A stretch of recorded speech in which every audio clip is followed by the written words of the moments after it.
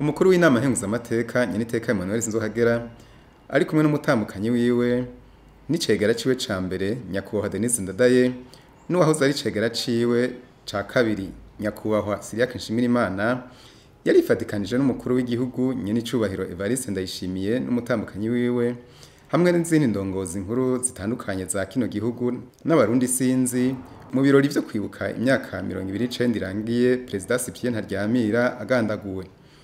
Ivyo birori bikaba vyabereye mu gisagara ca Bujumbura kwigenekezo rya 6 ndamukiza no mwaka. Mu nyuma y'inkuka y'imisa yo kwibuka uwo muhisi yabereye muri Cathedrale Regina Mundi, ibirori vyaciye bibandaniriza ahari intatemwa z'incungu za demokrasi.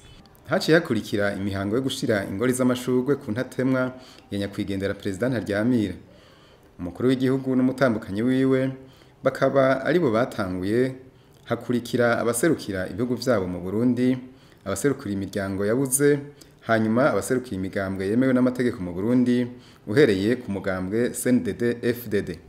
Abaraho bakaba baciye bumviriza ijambo ry'umuhisi President Ntaryamira yashikirije igihe yashikira amabanga yo kurongora igihugu, aho yahamagarira abarundi gusubiza hamwe mu kugarukana amahoro, kubahiriza agateka kazina muntu no kurangwa na discipline.